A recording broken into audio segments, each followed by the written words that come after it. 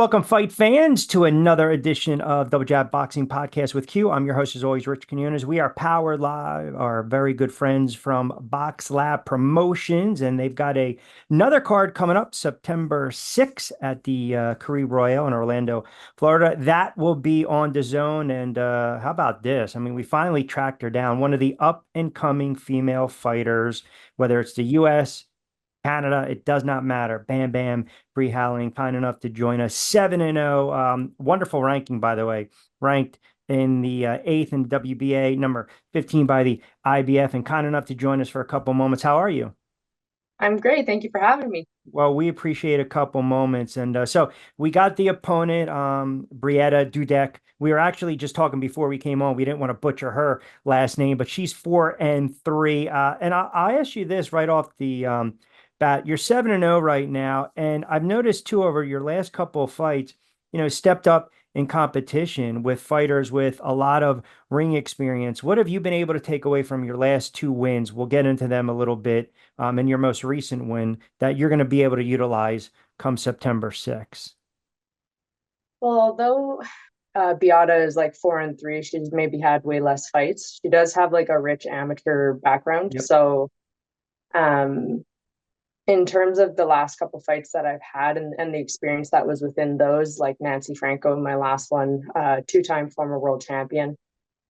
Um, I guess I've kind of already seen a lot. I've experienced a lot. And obviously, without me having an amateur background, I've been learning on the job at the same time, the hardest way to learn. Right. Um, so there's nothing that Dudek brings that I haven't seen before that I am concerned about necessarily.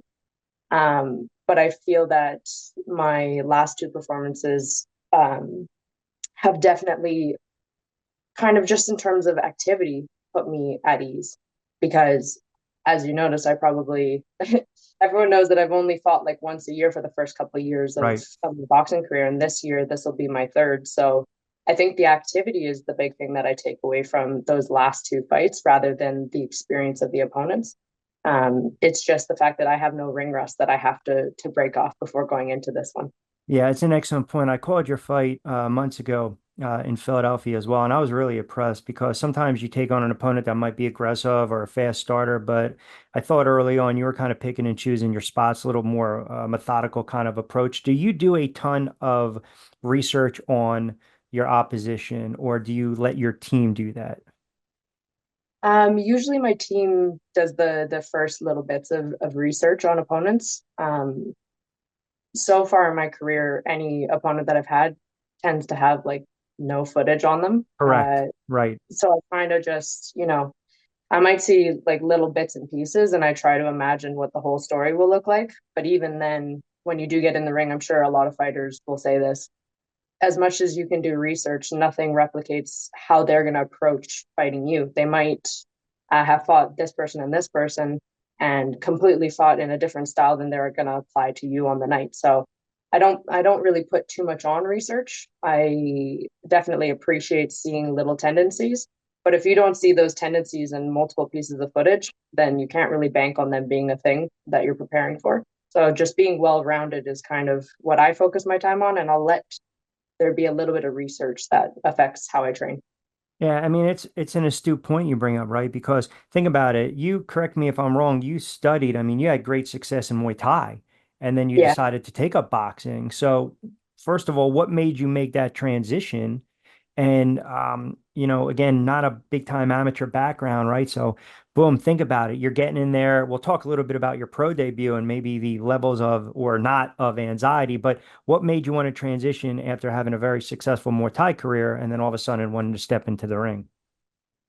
I think in Muay Thai, as a lot of people know, it's punches, kicks, elbows, knees. It can be pretty hard on the body. Not that boxing's not, because I mean we all get beat up in boxing too. But I think it was like a two-sided choice. One, I didn't want to continue to like beat myself up. And once you go pro in Muay Thai, obviously shin guards come off, Sure. elbow guards come off. You're gonna get nasty cuts. You're gonna put your body through a little bit more than you might in boxing. So that was one of the reasons why I made the choice to transition.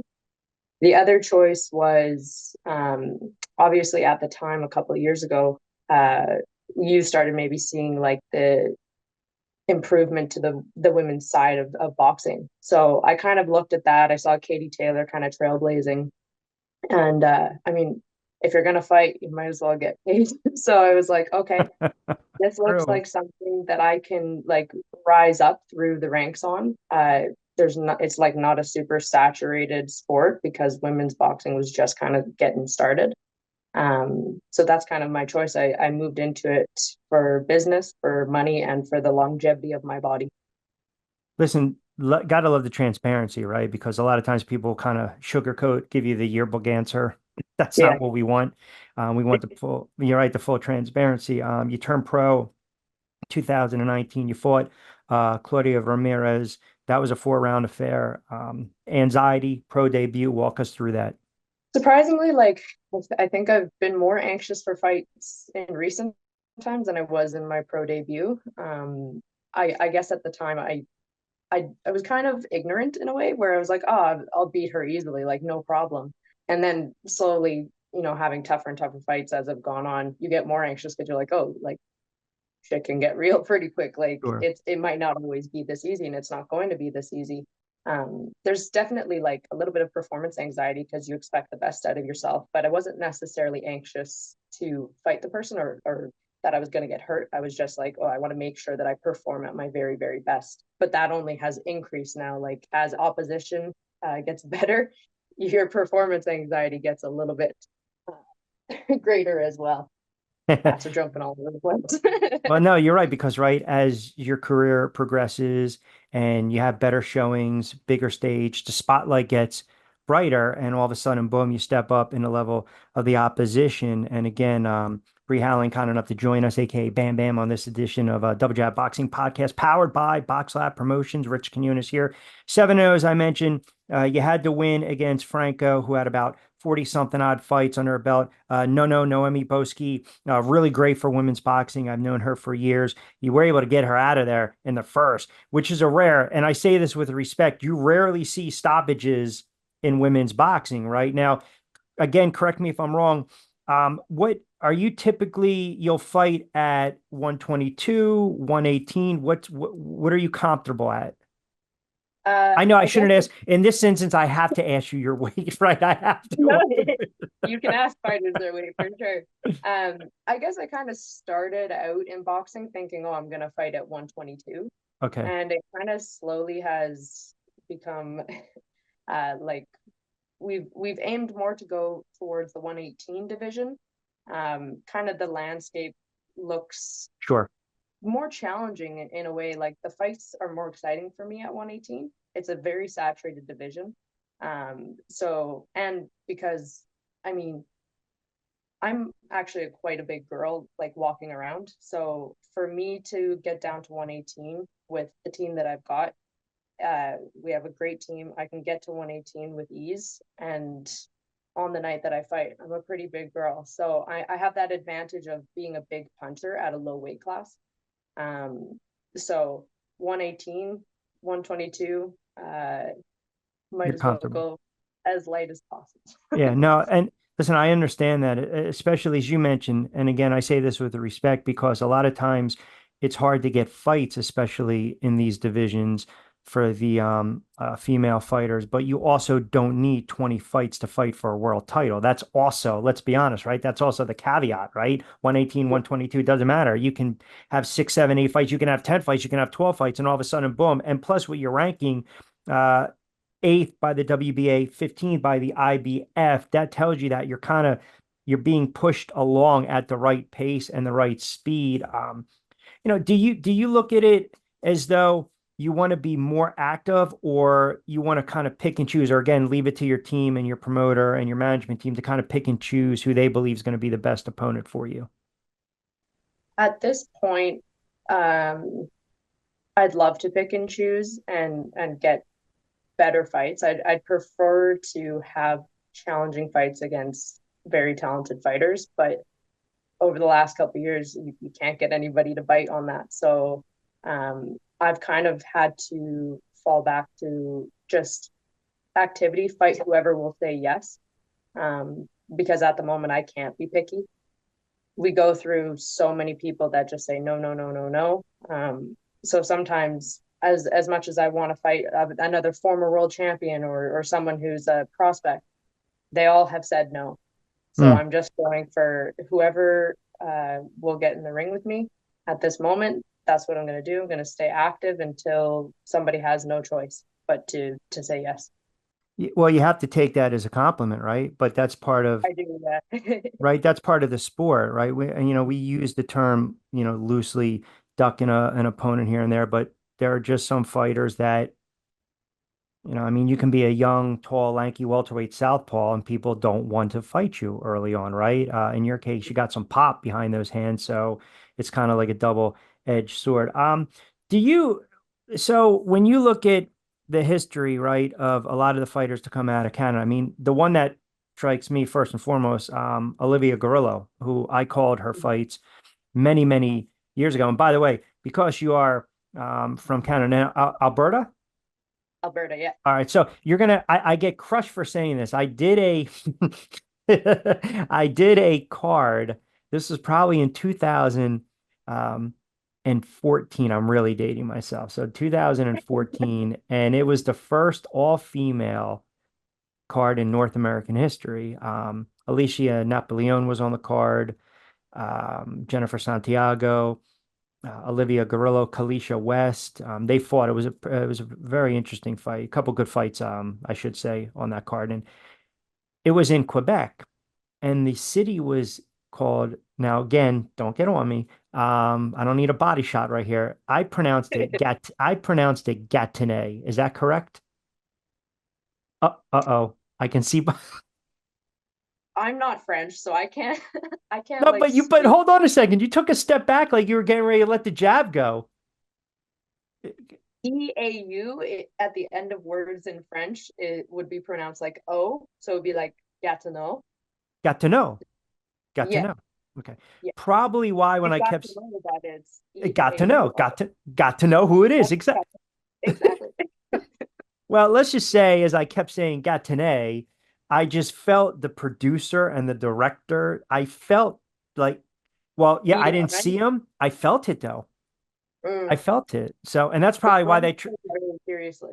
yeah, well, that's probably why they tried to pay me in Canadian money, and it didn't hit, it But it's didn't. not as good as American money. Yeah, Trust exactly. me, I know. I'm like, wait a second. Are there any female fighters that you emulate, or boxers for that instance, that you emulate your style after?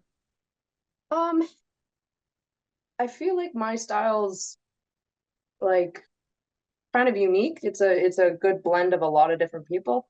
Um, I mean, I could say that I want to fashion myself after like a Katie Taylor, but I'm never going to fight like a Katie Taylor. Like she's got such a unique style, one that I probably couldn't pull off on its own. There's a reason why she's a legend. But I do like I admire people's styles, and then I pull little things from them that I'm Sure. like, oh, that's really effective, or against this certain style of fighter, that seems to be like a good option or a good technique.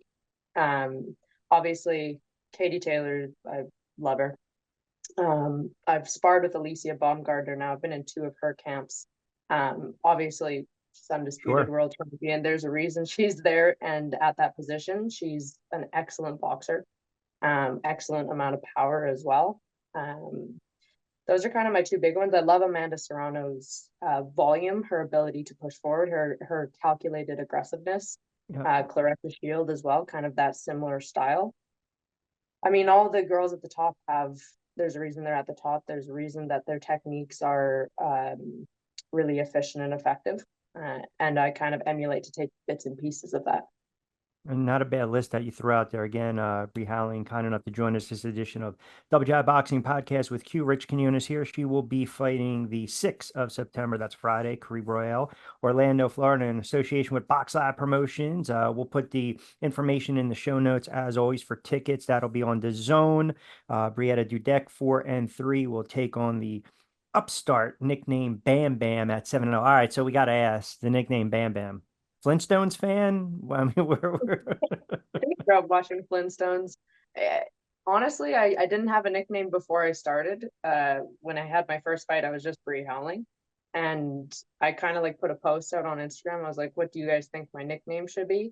And a couple people said Bam Bam. And I was like, all right, like, sure, sounds good. Like, I have a photo of me as a child where I had like just a little sprout out of my head, like the Flintstones kid. So I was Sure. like, I guess it fits. I'm not like completely set to it, but at this point, Well, if it's sticking, here's the I take problem. it. Yeah, you put it out there for the masses, right? I mean, it's worse when someone, wants to create their own nickname. Someone's got to give it Yeah, to you, right? So if it kind yeah, of, then exactly. you got to market it. You got to use it, right? To your look, last name's Quinones. Look, the Q Cup. Everything's all about It all marketing. has to be together. It's a brand. Yeah, exactly. Marketing and branding. So what's the ultimate goal? I mean, obviously it's to get a little jewelry in the closet, win some belts here, but you're relatively young in your career. Where do you see yourself, let's just say 2 years from now? Well, I guess you've probably seen that Lou DiBella is trying to do a like an 8-woman tournament I think it's in Miami. fantastic, by the way. I think it's I, fantastic. I agree because now we can finally see some movement of the belts in this division. Obviously, for anybody who's just outside of that eight, you kind of get held up until that tournament kind of resolves itself. But obviously, I can still work in the background over the next 2 years, or maybe it'll be done sooner. Who knows? Um, so short term for the next 2 years, I'm just going to keep working away to position myself in contention for one of those belts, whoever ends up with them, um, to try to be the next person to fight for them.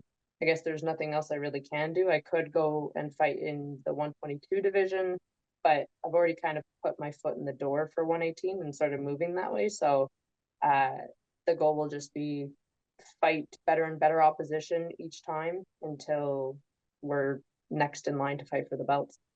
Yeah, and I love that concept and idea. I mean, obviously, had the pleasure of working with Lou calling fights for Broadway boxing as well for years, and he's always been a proponent of the female fight game. I mean, obviously, the great job he did all those years.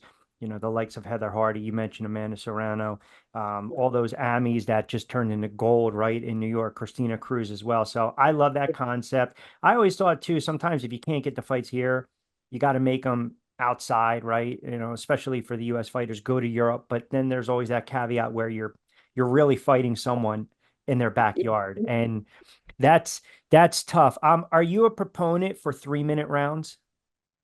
Yeah, I was the first female in Canada to fight 3-minute rounds. That was in my second fight that I fought 3-minute That rounds. was your second pro fight in boxing. Yeah, yeah. So I've done Interesting. 3-minute rounds, and I love it because that's how I train. I only train 3-minute rounds. I spar 3-minute rounds. I do everything 3-minute rounds. I'm conditioned for it. It's normal. I don't see why we don't push for it because there's going to be way more knockouts. There's going to be finishes. There's going to be more excitement in female boxing if Yeah. we do get 3 minutes. I also feel 2 minutes, it just flies.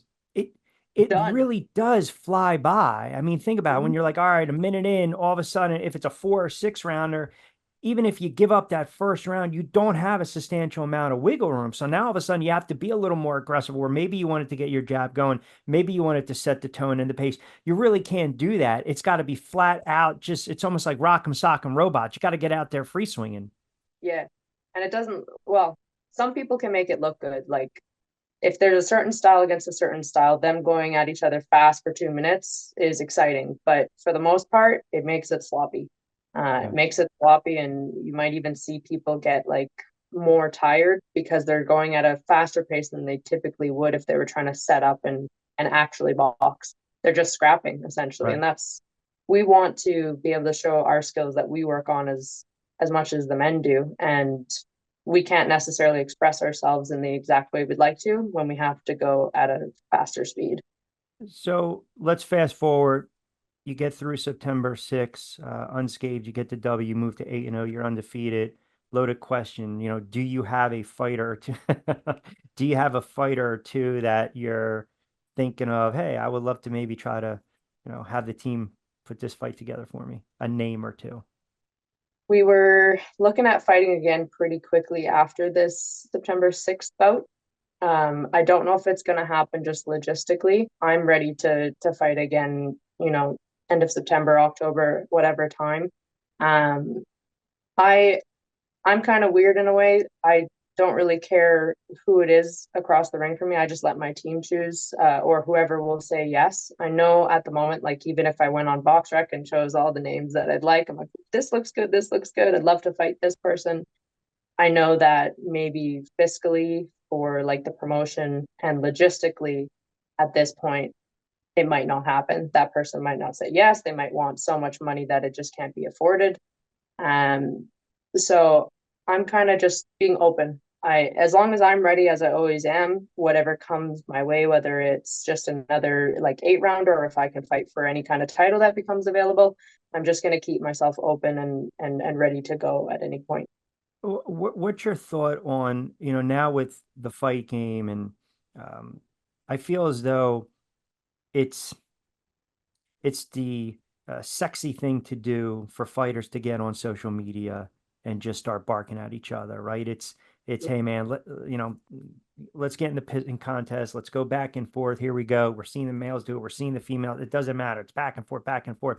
Do you kind of look at that and say, I'm just going to stay in my lane and just kind of do me?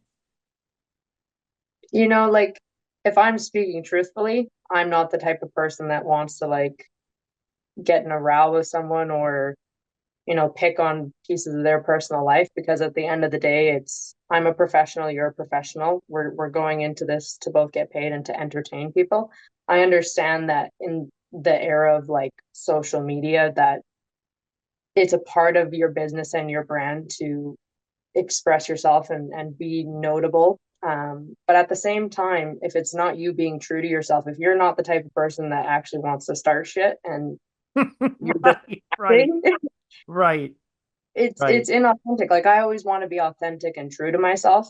And if I'm not that kind of person, I'm not gonna go out just to get views and some kind of like Clout. admiration Yeah, for I don't want clout. I right. want clout from actually being in the ring and performing like someone who people want to look like. I want to be like a Katie Taylor. Have you ever seen Katie Taylor talk shit to somebody? Like she doesn't need to because Resume backs it up.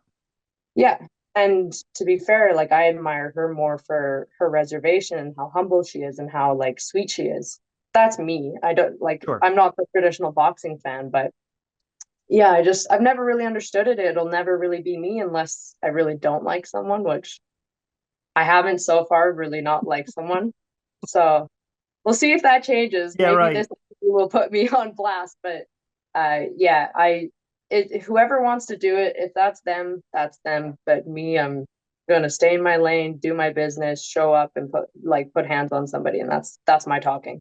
Yeah, you're right. I mean, you let the performance speak, and then you just keep going about your business, and then you stay the course, and all of a sudden the record's 8, 9, 10 and 0, bigger purse, bigger opportunity, belts on the line.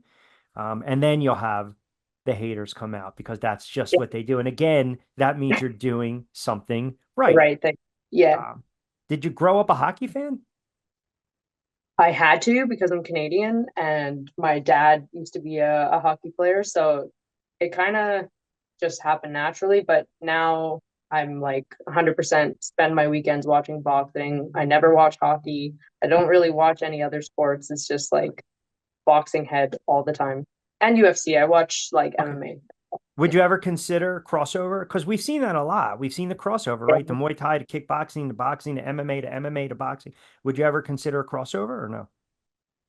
Honestly, of all of the female boxers that have crossed over to like PFL or anything like that, a lot of them were never Muay Thai fighters. So they're actually having to learn a lot of technique Sure, the stand-up game. Yeah. later on in their career. I've already done Muay Thai. I grew up choking my brothers out watching UFC when I was a little kid. So uh, it would be an easy transition for me if it was like the right thing to do or if it was something that there was like exciting opportunities available with it. So I I'm open to it if that was exciting. I, I actually enjoyed calling Muay Thai fights It's just fun, isn't because, it? well, I had just this. I guess this renowned new kind of respect from when the fighters come in and they, they had their traditions where they go around the ring and they do what they need Yeah, to do. And I thought it was very unique, but yeah, it's close circles, right? I mean, you get the front kicks, you get the T kicks, as you mentioned, the elbows. yeah, It's very close hand to hand combat, right?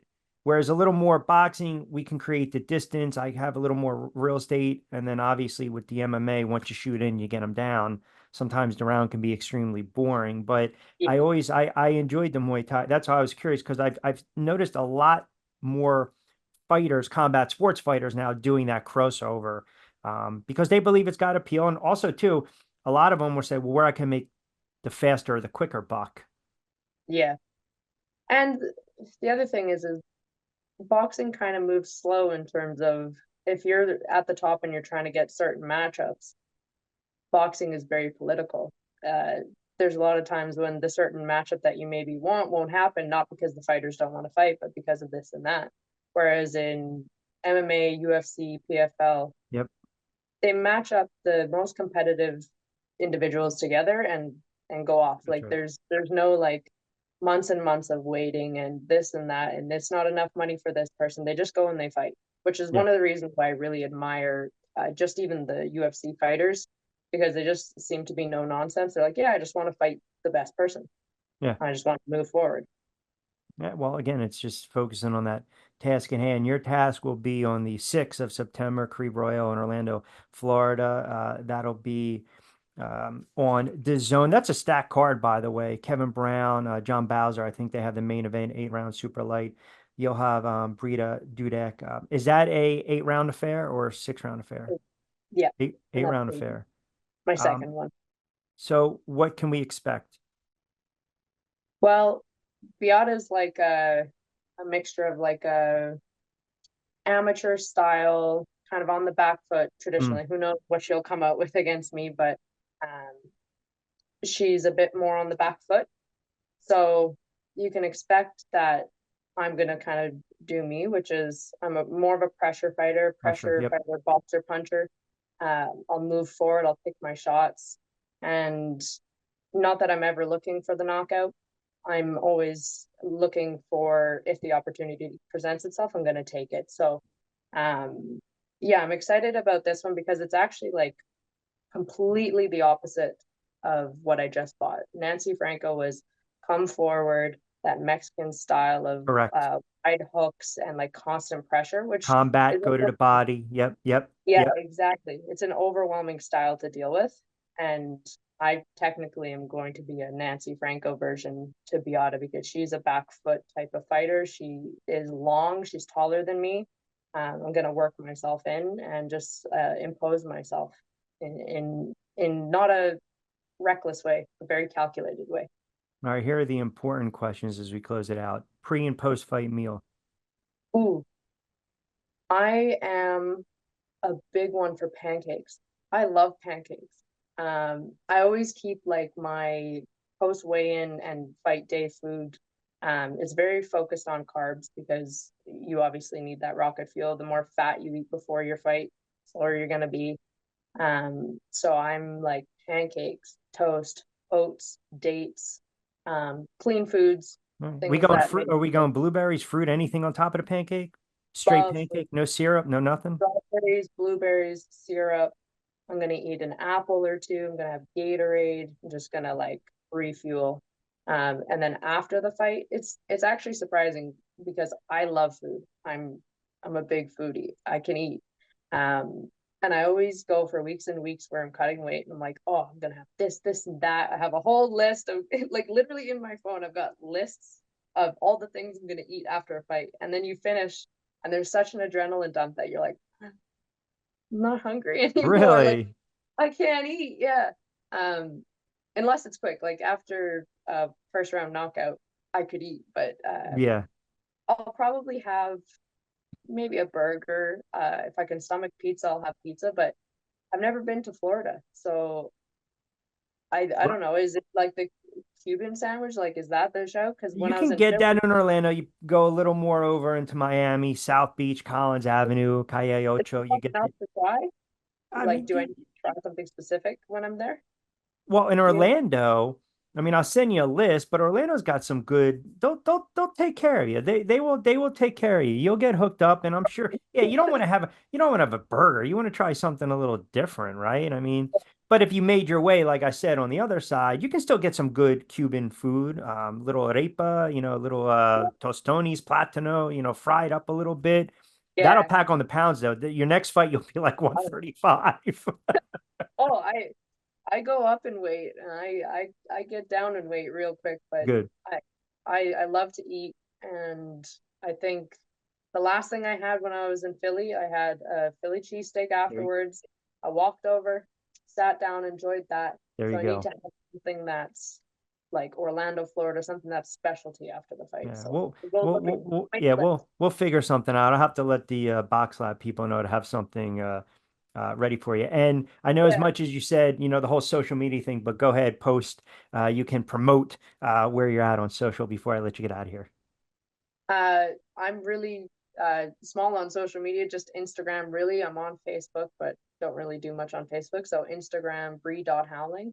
And that's about it. Well, I'm on Twitter. I just don't really go on Twitter that much. So I think I'm Bree Howling on Twitter as well. Let me explain something to you. You're not missing anything. I know, Just I know. What's the show? Like, there's there's not no anything there's exciting there.